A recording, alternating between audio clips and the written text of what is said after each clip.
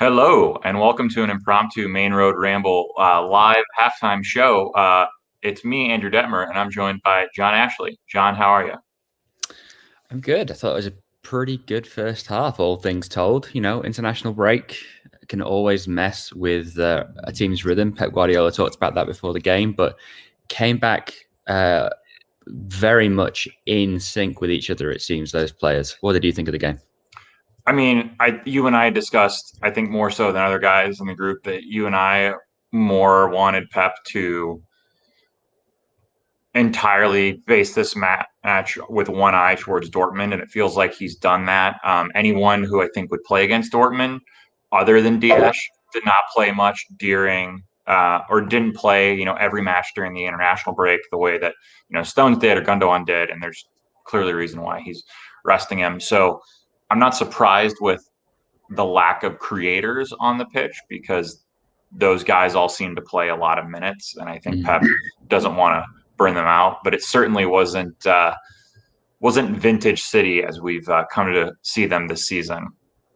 I don't know. I think that's maybe a little harsh. I think City have been so in control that they've been managing the game really well. We talked about that when we were with David Mooney on Blue Moon podcast on Thursday about not necessarily playing the most attractive football, but playing very efficient football. Right. And I think that's what City have done today.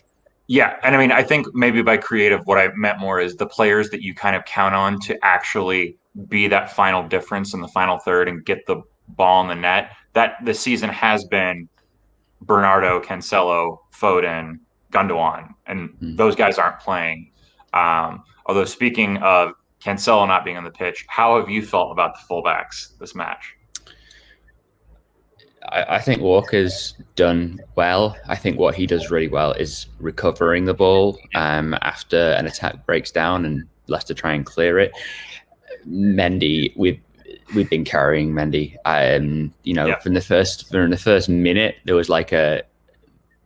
was a challenge that he was involved in, and he was like 90-10 in favor of winning that challenge, and he lost it. And then he's put crosses out of play, his misplaced passes that means moves are broken down. It's time for him to move on. I just don't see what he offers now for City. I mean, I said it in the chat, but like, if City just said, we're going to buy you out of your contract and move you on, I think that's the right decision. I think if they try to muck around with trying to find someone to take him on, anyone who watched this match, unless it's like a League Two team, is going to say, what does this guy offer us? And a League Two team isn't going to be able to afford his wages, so we're going to be paying his wages anyways. Like, just be done with it. It is sad because it's like I had so much hope for the guy when he came to City, but it doesn't seem like it's the case. But I think he has been the only weak link. David Hartley commented, remarkable half football, near perfect, bar not scoring. I would agree. I think maybe bringing on one of those creative kind of intricate players for in the box, maybe in the last 15 minutes or so, if you still need a goal, might be worth it. Or maybe you take off Mendy and you bring on Cancelo or something.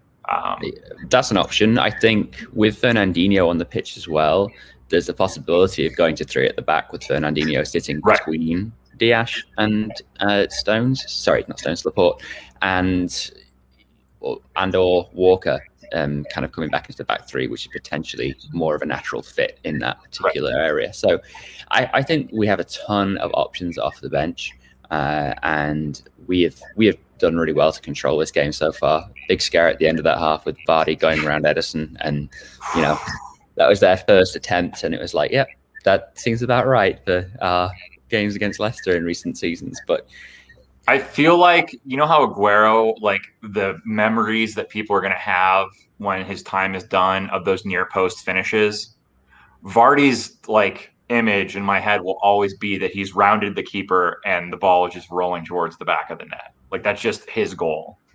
I mean, yeah, but that keeper always seems to be a City keeper. It's just my memory of it. It's just he doesn't score against anyone else but City in my mind. I know that's completely not true, but it's just, yeah. He is our Sergio Aguero in the sense of he is the guy that when you play him, you're like, well, he's going to score. It's just a matter of how many and when. Yeah, absolutely. But the fact that they haven't had a shot on target all match, the defense is holding up well. Laporte has looked phenomenal, which wasn't always said early this season. So, I think having a strong defense, this is the type of performance we need to be having for the next month and a half as we look to compete on all four fronts. Yeah, and I think one of the things that I've been really impressed with is the way that we kind of continue to not rest in game. There was a statistic that was going around Twitter about there was 5 minutes where City had 100% possession. Yeah. And that is really important when you have back-to-back games, 3-game weeks like this that we have coming up. And so we're doing what we need to do, I think. And obviously, I really hope that we don't lose this game. But if we do end up not winning, I'm confident enough in the performance that we've had thus far going into Tuesday, that we can kind of see this out. Or is it Wednesday? I'm not sure which day we're playing. Tuesday. It's Tuesday.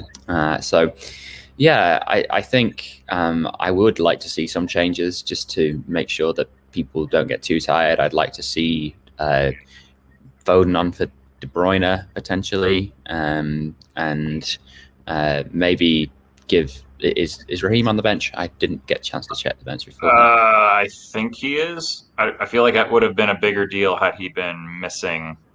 Like, I feel like that would have come up as a talking point if he had been rested. I'm scrolling up in the group chat to find the While you're looking at that, Alan T says, do you guys always do halftime shows? The answer is no, but we're trying to do more. And we often do halftime shows when we are not doing a weekend review pod, which we're not doing this weekend. We're going to have a review post Dortmund this week, I think. Yeah, that's what's on the schedule. So, thanks for that, Alan. Sterling is playing, but also of note, one of the reasons we are not doing a weekend review show is because tomorrow, Kevin Nelson sat down with a very interesting guest who probably is the smartest person we've had on the podcast so far besides Kevin.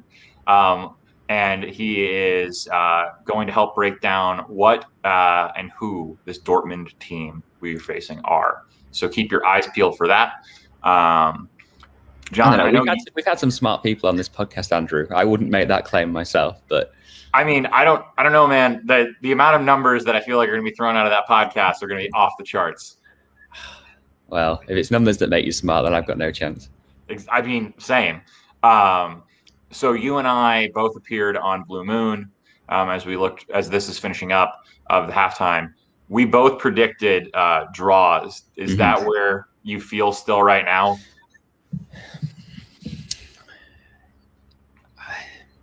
I don't know that I see a 2-2 draw happening like you predicted. No, just looking again at Kevin De Bruyne hitting the bar in the first half, and Mahrez had a good chance as well. City have had all the chances, because that Vardy chance was offside. It didn't count as an attempt. Leicester haven't had a shot, and so Leicester are going to have to do something. And I'm wondering if that's part of their game plan, is just if it's working out for Leicester thus far, that they're holding City. And they'll be targeting like a 15-minute period in the second half where they just go for it. And that's not going to go well for City if they haven't kind of gotten the scoreboard themselves. So I feel like there's 1 or 2 goals max in this second half. I think it depends on when the first goal was scored. I feel like if City get one in the first 10 minutes of the second half, it could just be an absolute free-for-all. But if Leicester get one with like 20 minutes to go, then they'll just shut up shop and try and get us on the counter, which is literally how every game against Leicester that we play seems to go. So, suits their strikers quite well. Yes, it does. But no, I think City have been great thus far. Been really impressed with the application, the attitude since the first whistle, and coming back off an international break, it's never easy to get back into that rhythm. And so I think we've done enough to be confident going into our Champions League quarterfinal this week. But just keep playing the way we're playing, I would say. Yeah. Can you name an example of a team that had a hard time coming back from the international break and keeping their cohesion together? Did anything ring a bell today? Well, West Brom looked a bit sloppy at times. Is that's what you're getting at? Yeah, I mean, they scored 5, but still, they probably could have had 6 or 7. That, I woke up early after falling asleep early because of my COVID vaccine, and I was like, oh well, like I'll watch the Premier League game, and then I realized which game it was, and I was like, well, this isn't what I'm expecting. Turns out, great game. So hopefully this second half equally is a great game as we bid you do. So John, prediction, lock it in.